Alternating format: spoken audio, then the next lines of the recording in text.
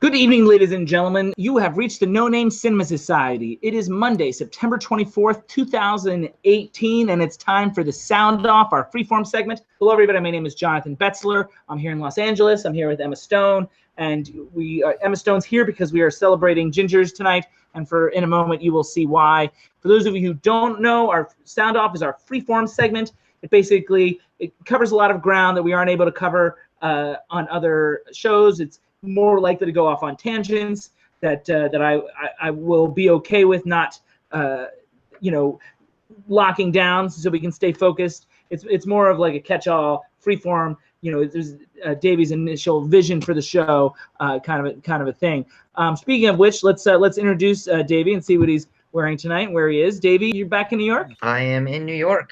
And of course, back with us, I mentioned Gingers, James Monahan representing. There he is. Also in New York. In Brooklyn, baby. Brooklyn, and you're downtown Manhattan, right, Davey? Tribeca. Tribeca. Ooh, a fancy town. This qualifies as downtown Manhattan. All right, schedule. Here's what we got. This is the end of our 52nd set of episodes, and it started a couple Thursdays ago on September 13th, where we did a review of Peppermint, directed by Pierre Morel.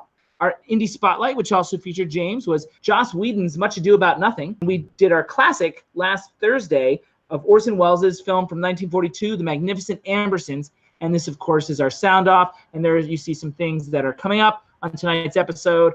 I'm drinking once again Lagunitas Maximus. I started before we came, and I'm already feeling tipsy, which is the way that Davey likes me for the Sound Off. Just in general. Just in general. James, are you still drinking iced tea? Drinking iced tea from a Shuffle-A-Lawn mug.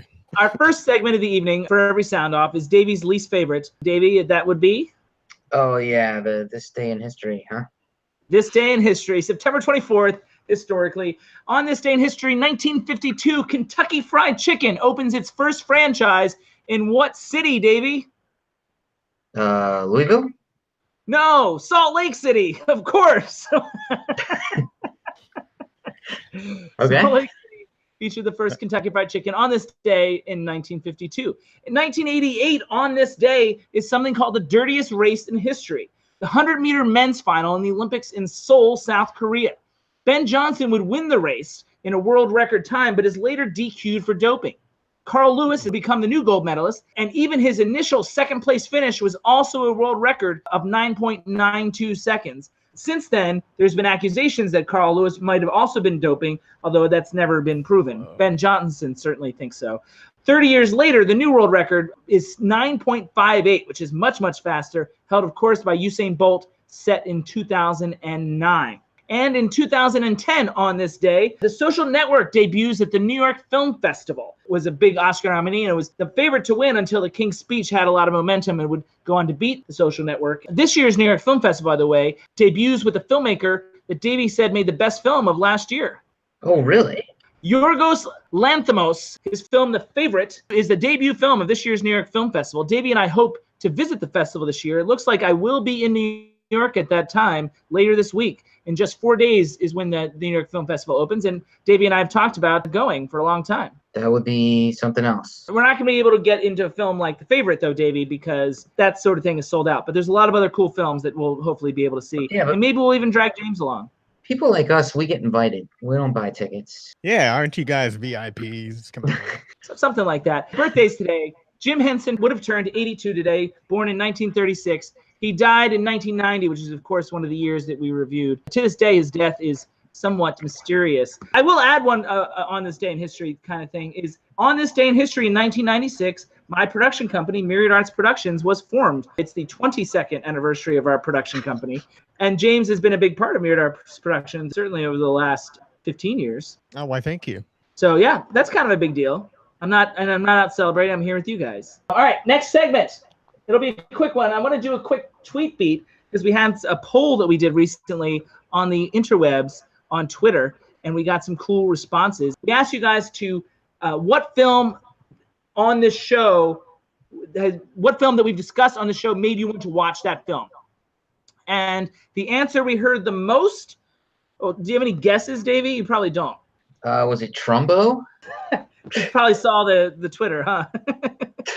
Yes. It was Trumbo. I should have known better. Yes, Trumbo, which was my number one film of 2015. That's the film that you guys wanted to see as a result. Hopefully you guys did watch the film and let us know what you thought about it. James, it was my number one film of 2015. Did you see Trumbo? No, I didn't. But now I'm one of the millions, I'm sure, who want to see it. But what about the film that we talked about, The Last Emperor? I heard that was a popular episode. It was a popular episode. It's certainly tied with the best episode since we've had new members. Okay, that's saying something. What do you mean by was a popular episode? It used to be Alone as the most popular episode with new members, but now our episode on Lolita has come to tie it. Oh, just a tie. David, do you have a preference between those two episodes, Lolita and The Last Emperor? Yeah, Lolita's way better. Oh. All right. What about you, JB? Why don't you get on the record? Which one's better? Oh, I'd have to rewatch them both, I think. No. My gut says that Lolita might have been slightly stronger, but I'm not sure. Last Emperor was really dense, though. We covered a lot of ground in the Last Emperor episode. James did the best he could with that movie. Have you seen the film Lolita, James? I don't think I've seen the entire thing, just like scenes. No. My God, I should see that. It's Kubrick. My God. It's Kubrick. Yeah, maybe worth checking out. I'm going to move on to Davey's favorite segment. I think literally the favorite thing that we do ever. It's the movie game. Can you corroborate that this is your favorite segment? Yeah, it's like being the tallest short guy. It's funny because all Camry tells me, can we do the movie game? Can we do the movie game next sound off? And here we are, and now he's like making jokes, berating it. Basically, I had that joke. You needed to use it somewhere? Yeah. It was locked and loaded. James, have we ever played the movie game? Do you know the rules? I do not know the rules. I do not know the game. All right. It's fairly simple, but it might sound complicated. But basically, we're going to start with the movie title, and Davey will have to name an actor or the director of that movie, and then you will have to name another movie that actor did or that director did. And man. And then we'll just go around, and then I would need to name another actor in that other movie, and it's just a continuous cycle. You win when you knock people out. You can only knock someone out if you also know the answer. In other words, if I said Star Wars and Davey said Carrie Fisher and no one else knew another Carrie Fisher movie, I would only win if I knew another Carrie Fisher movie. I can't. So in other words, if you are trying to stump someone, make sure you are prepared with another movie or actor. Otherwise, it won't stick. You don't win unless you are able to answer your own question. Got it. Does that make sense? Okay. Yes. So, all right. So why don't we start with a movie that we all reviewed together because it's fresh in the head. I'll put 5 minutes on the clock. Not that we ever need that much time. But Davey, so we'll start with Much Ado About Nothing. Name an actor from that movie. Okay, Amy Acker. And you're prepared with another Amy Acker movie. Of course I am. Okay. James? I mean, I can name a TV show she was in. Yeah, that's not going to count. I hope Davey realizes that. Can I make a guess? Sure. Oh, I bet she was in The Cabin in the Woods. Yeah, you have to look it up because if I look it up, I'll be cheating. Yeah. Who looks it up, me or you? You have to look it up. You, James. I have to look it up? Yeah. All right. I'm surprised you went with Amy Acker, Davey. I didn't think you would go there. I couldn't remember anyone else's name. Let me ask you a question before we make this fools of ourselves. Do you have another Amy Acker movie? Hey guys, I have an answer for you. You have to wait and see. The Cabin in the Woods was made in 2012, and by the way, was co-written by Drew Goddard, who also appears in Much Ado About Nothing in one of the party scenes. Yeah, and he also wrote The Martian, but Don't give him all the answers because he might have to name Amy someone. Acker was in the film. She played Lynn. And that means I get Cabin in the Woods, which is fun because I get to name Chris Hemsworth. Nice. Davey got bailed out. Hey, you're welcome. You're welcome. Let's say Thor Ragnarok. Thor Ragnarok, James. Tom Hiddleston. Tom Hiddleston. The Deep Blue Sea. Davey. Oh, man. We reviewed the film, so he should know it. I should. The movie sucks. It's good. It gives me an opportunity to talk about how much I hate that movie. Great movie. It's a great movie. A great movie. I think you're thinking of Rust and Bone. I am thinking of Rust and Bone. I don't think I like Deep Blue Sea either. That's the one with the girl in the wheelchair. No, that's still Rust and Bone. Oh, all right. What is Deep Blue Sea? Marianne Cotillard. I like that film. I liked it too, but Davey didn't. But that's beside the point because he's got to remember somebody in the Deep Blue Sea. I think I might have liked Deep Blue Sea now that I think about it. I don't know. I'll have to go back and watch. Name an actor in it. All right, I'm out. James, Deep Blue Sea. Man, can you remind me what that film was about? I'm not sure I saw it. I saw Rust and Bone.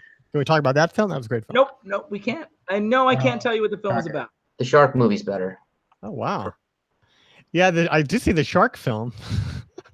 I could say Sam Jackson. But Sam Jackson is not in this version. Yeah, sorry, I'm gonna have to X out on this one.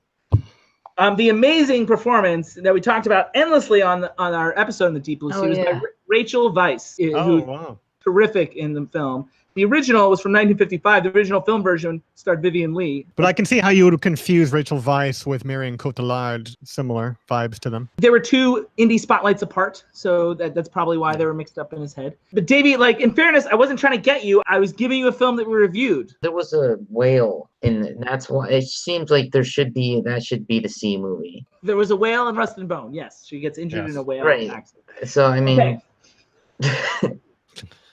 What are we to do, ladies and gentlemen? We're gonna. Confusing. Tell me it's not James. Back me up here. It's confusing. Is there a whale in Deep Blue Sea? Yeah. So yeah, of course. Two brunettes, Rachel Weisz. No, there's a whale in Rust and Bone. There should be a whale in Deep Blue Sea. See what I'm saying? No, given the title, yeah. No, I thought there'd be either a whale or a shark. Way out of hand. Kind of or a Sharknado. Life. There's no marine life. There's even a sea. Davey, do you want another round? We did spend 5 minutes on it already. Yeah, let's do it. All right, I'm going to cut this down to 4 minutes. I think maybe we should do our classic. Let's talk about The Magnificent Ambersons. I don't know if James has seen it, so Davey, you'll have to name an actor in Magnificent Ambersons. How about I say the director, Orson Welles? There you go. That works too. Oh, wow, James, now you can only name movies he's directed, not movies he's in, for what it's worth. But Orson Welles to you, James. Oh, you're stumped. Forget about it. No chance. Trying to think of one that has a lot of actors we would know. Stump him. Yeah, he's not going to be stumped. We'll say the big one, Citizen Kane. So, this is not going to end well for me. Well, this should. I'm going to give you one that's going to segue nicely to our next segment. Agnes Moorehead. Come on, man. Agnes Moorehead. Okay. Now, are movies that have already been used? You cannot use Magnificent Ambersons. Damn it. Come on, well, you know this other movie that we reviewed. I do know one. It's All About Eve. No. What was the one that had someone? And we did not review All About Eve. James, can you name Agnes Moorehead? Agnes Moorehead movie? Oh man. Can I die my wife? No. She's a trivia queen. Is she over there like dying that you don't know? I should know, but No. I think I know one. Agnes Moorehead. Which was she in any Hitchcock films? I don't think so. Cheryl, can you name an Agnes Moorehead film? Oh, she's stumped as well. Well, I'm stumped. And I did it because it's a movie we reviewed and we've talked about numerous times. It's our third most successful episode, so Davey should have known. Johnny Belinda. In one of our biggest episodes, we did like a Facebook talk back about it. All About Eve came up for some reason. Who was in that was the crossover? Anne Baxter. Baxter. Names are so similar. She's the villain in All About Eve. Yes, but she's also Magnificent Ambersons, James. That's why that came up. So we'll do one last round. I'll make it 3 minutes, and I'll go with somebody else from Much Ado About Nothing. I'll start with an actor, and I'll go with Clark Gregg, and I'll give it to James to start. We'll go in the other direction. Yeah, he was in The Avengers. The Avengers to Davey. I can handle this one. This one I can handle. Scarlett Johansson. Scarlett Johansson? I got excited there for a second. There's so many options. Yeah, we know why. Oh, well, there's that too. Let's go with Vicky Cristina Barcelona. Javier Bardem. Javier Bardem to Davey. I am out. You can't name another Javier Bardem movie? Was he the guy in Mother? Yes. Mother. Michelle Pfeiffer to James. Oh, interesting. How about Scarface? 1983 Scarface. Al Pacino. Al Pacino, Scent of a Woman. And I can name the director too, right? You can. Failing to remember who played opposite. I've never seen Scent of a Woman. Wow. Just realized that. I need to see Trumbo. I need to see Scent of a Woman. Lolita. Wait, who directed Scent of a Woman? Was it Scorsese? Was it Scorsese? No. Was it Coppola. No, are you out? Oh, damn. I'm out. The director was Martin Brest, and I think the name you were searching for was Chris O'Donnell. But Chris O'Donnell, yeah. Oh shit! No wonder I forgot. I just gave it to Davey. Sorry, Davey. No, I knew it. I knew that. Chris O'Donnell. Well, the most famous performance in cinema might be Philip Seymour Hoffman in one of his early screen roles. But Chris O'Donnell to me, which brings us to a couple different options here. But I will go with Batman and Robin. Okay. Is that the one with Clooney? George Clooney? George Clooney, sure. So I'll go Hail Caesar. Okay. Do I do the duo, the Coen brothers? If you want. You want to do Yeah. the Coen brothers? All right, so we're out of time. So I will say Miller's Crossing. That'll do it. Yep. The time was Can you up. tag me in? Who do you want to name in Miller's Crossing? It won't count, but John Turturro. John. It's been so long. I've seen that movie one time. In Bandcamp? Back when people got Netflix in the mail. I still get Netflix in the mail. I know. What are you talking I know. about? I just You love to tease me about it. Okay, we're gonna like to hear you say that.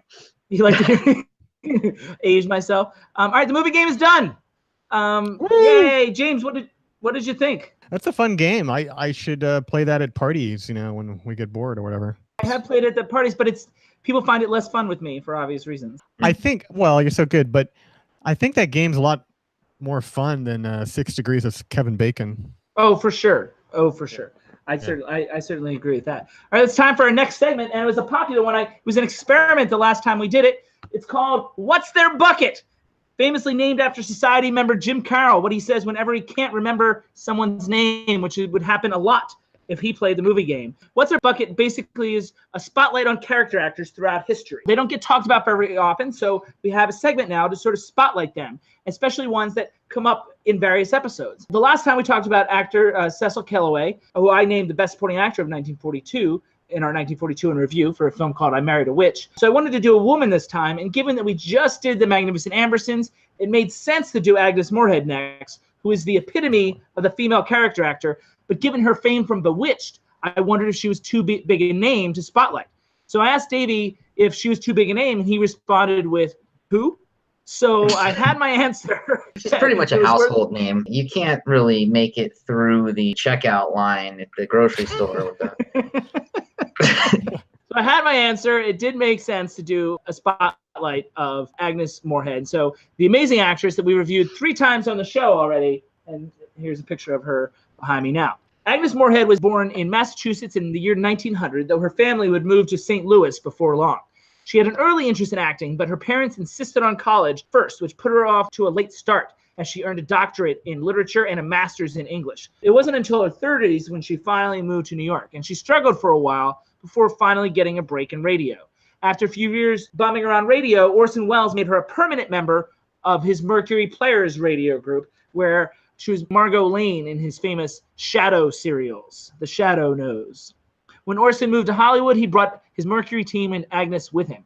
After that, she would go back and forth between film, television, and she would continue in radio for 32 years until her death in 1974. Some of her most famous films, guys, of course, Citizen Kane, in which she played the mother, and we reviewed that film. One of our 1942 films that she was in is a film called The Big Street, in which she gave an amazing performance in a weird film as the character of Violette. She was in Jane Eyre, when she played Mrs. Reed, also with Orson Welles. She was in a film called Since You Went Away, when she played Mrs. Hawkins. That was also with Joseph Cotten, her co-star from Magnificent Ambersons. She was in Showboat, when she played Parthy Hawks. The Blue Veil, she was Mrs. Palfrey. A couple films with Douglas Sirk, All That Heaven Will Allow, and Magnificent Obsession, the latter of which she played Nancy Ashford. She was part of the voice cast of Charlotte's Web, in which she was the goose in the famous cartoon version of Charlotte's Web. And she was also in one of our 1966 films, a film I did see called The Singing Nun, starring Debbie Reynolds. Agnes Moorehead played Sister Clooney in that. She has 4 Oscar nominations to her credit, including Magnificent Ambersons that we reviewed in our last episode. George, on our 1942 review show, said she should have won the Oscar, as did Davey. Davey also said she should have won for Magnificent Ambersons, as I recall. Didn't you, Davey? Yeah. She did lose, however, to Teresa Wright for Mrs. Miniver, which is a film we reviewed in episode 47.3. Okay. I think it was between the two, and I said she should have won. Yeah, that's what you said. She was also got an Oscar nomination in 1944 for playing the Baroness in Mrs. Parkington, co-starring, by the way, Cecil Kellaway, who was our last character actor that we spotlighted. She lost to Ethel Barrymore for None But the Lonely Heart. Her 3rd Oscar nomination came for what film, Davey? Yeah, I got it. Johnny Belinda. Johnny Belinda. Man, why did that take so long? It's on the silver spoon for him. Yeah, she got an Oscar nomination for playing Aggie McDonald in Johnny Belinda. We reviewed it in episode 29.3, our third most watched episode. And that's the one she should have won, in my estimation. She lost to Claire Trevor for Key Largo. Good performance, but not as good as Agnes is. And her last performance came in the 60s in a film called Hush, Hush, Sweet Charlotte, in which she played Velma Cruther. And guess who she co-starred in that film with, Davey? Who was our last character actor? Joseph Cotton? Cecil Kellaway. Cecil Kellaway. I knew it was a C. Cecil Kellaway was again with her in Hush, Hush, Sweet Charlotte. And she was nominated again against Gladys Cooper, who was also nominated in 1942 that year for Now Voyager. Both Gladys Cooper and Agnes Moorehead would lose to Lila Kudrova for Zorba the Greek in 1964. Moorehead's career found a second life immediately after Hush, Hush, Sweet Charlotte when she accepted the role of Samantha's witch mother in the television show Bewitched. She didn't like the show very much, but it was a hit, and she played in Dora until the show ended in 1972. She got 6 Emmy nominations in the process, though she wouldn't win any of those either. Now, my personal connection to Agnes Moorehead is that many of you remember that I worked for Merchant Ivory Productions in the 90s. Legendary producer Ismail Merchant would tell stories about how he used to be hired as a young student. He would be a cook. Agnes Moorehead used to hire him to cook Indian food for her guests when she would have dinner parties. They liked his food so much they kept hiring him, and finally she found out that he was a young filmmaker. She screened his short called The Creation of Woman. She asked to see it, and she loved it so much, and she proceeded to hold screenings of the film for her and her friends. And it would go on to get an Oscar nomination in 1960 for Best Live Action Short. So the 45-year career of Ismail Merchant was officially underway at that point, and it was largely thanks to Agnes Moorehead. So I'm 1 degree of separation from Agnes Moorehead. That is our character spotlight on the great Agnes Moorehead. James, what did you learn? That was a great story. I'm going to put that in my back pocket for some kind of cocktail party to whip out. Ismail Merchant owes his career to Agnes Moorehead. Yeah, he would be the first. Anytime you got him in a Q&A or a talkback, he'd definitely give her credit every time. Davey. Yeah, I was riveting. It was riveting. Thanks. It was good. Are you being facetious? Dude, okay. Come on. Jeez. Was there any films that I mentioned that are like, oh, I'd like to see Agnes Moorehead in this film? Yeah. Could you mention one? Well, there's so many. I would hate to focus on one. James, what of Agnes's films do you want to run out and see? I mean, I'd like to start with Magnificent Ambersons, which I saw like 25 years ago, and rewatch that. But the rest I hadn't seen. I mean, I grew up watching. No. I grew up watching Bewitched, and I also grew up, oddly enough, listening to old episodes of The Shadow that you mentioned, the radio show she was on. Do you remember Margot Lane? It was a long time ago. I don't want to say how long ago.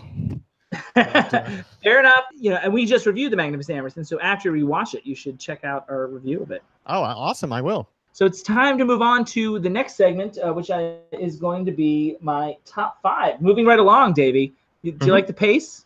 Let's not jinx it. Yeah.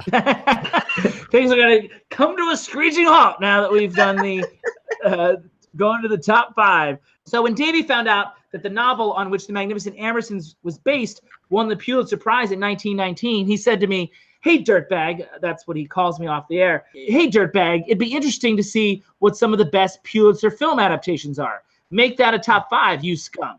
That brings us to where we are right now. This is why I have the top 5. It was assigned to me by Davey, and it was a challenging top 5, but it's one that these guys won't be able to argue with me because they probably don't know what won a Pulitzer and what didn't. I got the list memorized, dude. Now, if something won a Pulitzer, it's off to a good start. You figure it already has a pretty successful story. So this list will specifically look at the adaptation itself, the transfer of the story or the play to the medium of film. And I focused on 2 Pulitzer categories: fiction, or it used to be called novel, and then it became fiction in the late 40s, I think, and drama or theater. So there can be, these films can be adapted from a book or a play. Those are the 2 options. Now, The Magnificent Ambersons was one of 3 Pulitzer adaptations we've already reviewed on the show. 2 of them are going to be on the list, and we'll hit them. But Davey, can you guess what the third one was? One of our indies that we reviewed, indie, which means it was fairly recent, was a Pulitzer Prize winning play. Can you guess what that was? All right. Well, I'm gonna assume that the Pulitzer wasn't around for Shakespeare, so not gonna go with He's that smarter one. Than he looks, kids. Yeah. Damn, I can't even come up with a guess. Like a guess. Is that a question? Are you asking me? What was the one with the Israeli spies? The Debt was not a play. It was episode 27.2. That was The Debt. That was not a play. The answer is David Lindsay Abair's Rabbit Hole, which we reviewed in episode 17.2, going back 3 years in the Indies, when we started focusing the Indies on being 5 years apart. I really love that film, and I toyed with having it on this top 5. And maybe if we were a little older, it might have snuck on there a little bit.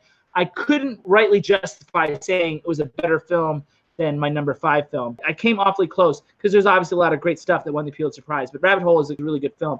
My number 5 is just a little more cinematic, and that's what put it over the top. I do want to acknowledge, though, a little interesting tidbit that James might appreciate is that one film that I was considering, at some point I made a short list of 9 that was really hard to whittle down to 5, and one of them was South Pacific, which is interesting in terms of Pulitzer histories because it won a Pulitzer both for the novel and for the musical. It won both a Pulitzer for fiction and drama. So I thought that was an interesting little tidbit. And the film adaptation from 1958 is great. It didn't sneak onto this top 5. Worth mentioning, I thought, as honorable mention. I was in a movie theater recently, and they announced that they are going to be showing that South Pacific in movie theaters. They did it already. It was in August. You missed it. But it's the 60th anniversary of that film. Right, it's a really interesting film from Joshua Logan. Didn't the director make a really bizarre choice, though, to film with the color reels with this color hue?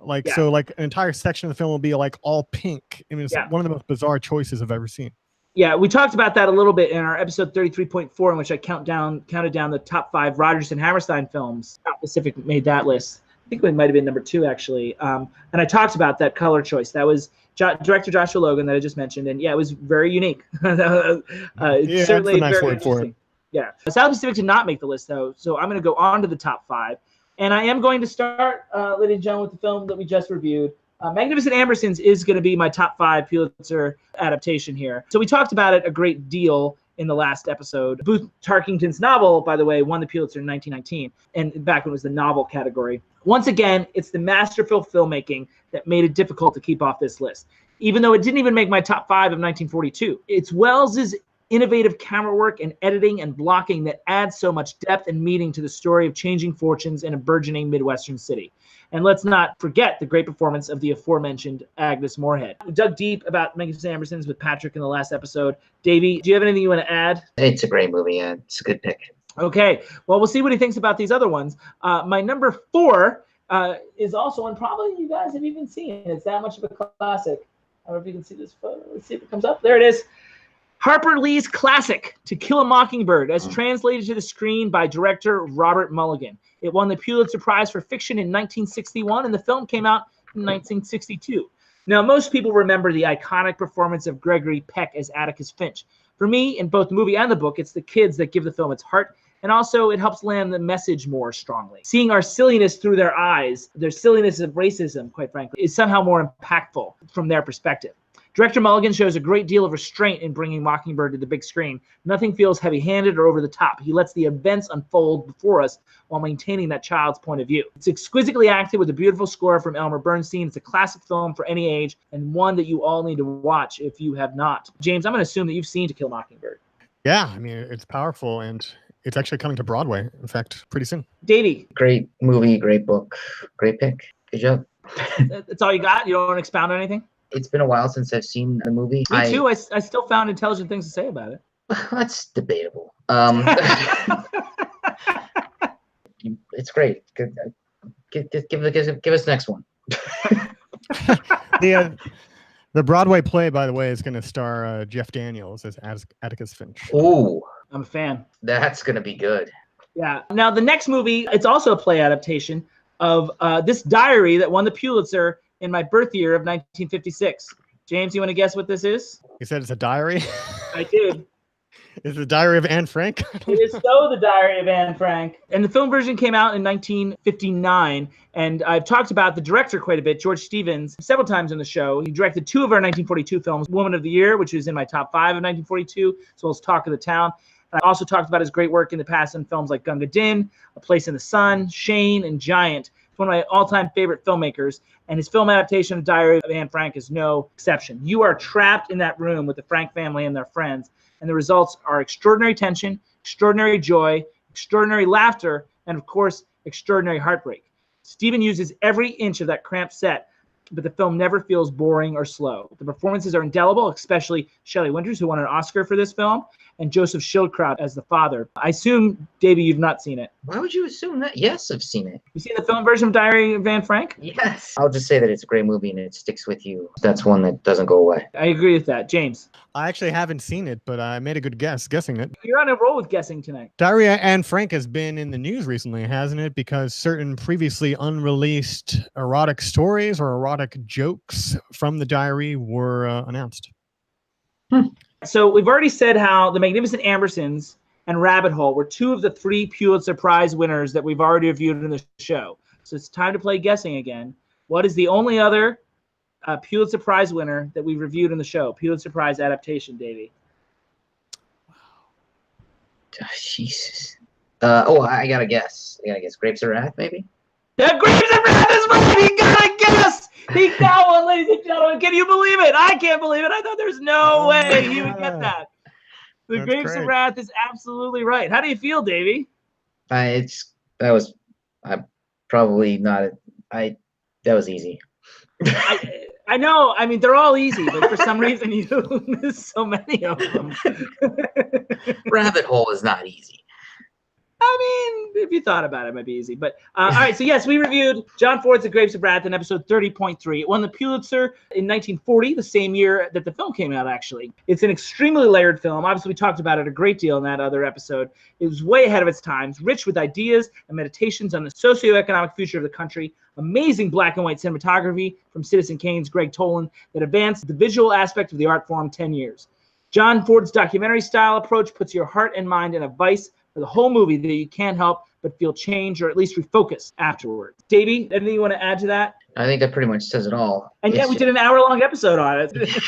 It's a gorgeous film and it's a great story. You know, I've never read the book. I really should do that. He says all the time he won't do that. James, have you seen Grapes of Wrath? Yeah, I've seen it. Gosh, it's been a long time. I also read the book in high school. Yeah, it's just, it screams Pulitzer Prize and it screams Oscar for that. And it screams America. You know, it's about the... It famously, though, did not win Best Picture. It won Best Director for John Ford in 1940, but it did not win Best Picture. It lost to Alfred Hitchcock's Rebecca. Alfred Hitchcock himself never won an Oscar, but he did direct a Best Picture winner and beating Grapes of Wrath here. Oh, very cool. I'm curious if you're ever going to profile one of the 4 plays adapted, or one of Eugene O'Neill's 4 plays that won a Pulitzer. I don't know if they were all adapted into a film, but I know at least one was. Which one? Long Day's Journey, I know was. Oh, Long Day's Journey, yes, it was adapted to a Katharine Hepburn film, but it's not a good film. Yeah. So, forget that. So yeah, that will not be number 1 on the list. You only discuss quality. And the number 1 film on the list was made a single year before The Grapes of Wrath, and is easily one of the most important and impressive cinematic achievements of all time. Although Davey's gonna hate it. Adjusted for inflation, it's also the highest grossing film of all time. James? This is the highest grossing film of all time? Adjusted for inflation. Gone with the Wind? Gone with the Wind is correct. Won the Pulitzer in 1937. And the film came out, obviously, in 1939, one of the greatest years in the history of American cinema. It's an epic story that gets an epic treatment, and audiences have been riveted ever since. In spite of its extreme length, every minute of Gone with the Wind is compelling as far as I'm concerned. And it features Vivian Leigh as Scarlett O'Hara in one of the best performances of all time, which I mentioned already in the top 5 in episode 29.4. The combination of directors that worked on the film created some dazzling sequences that was a big leap forward for color cinematography. The one constant on the production was, of course, producer David O. Selznick, who bet everything on this vision, and he won big. Credit has to be given to him for keeping that enormous production on course in spite of extreme obstacles, granted some of which he created himself, but that's beside the point. The magic of Gone with the Wind is that in spite of its massive scope, it's so incredibly rich in detail.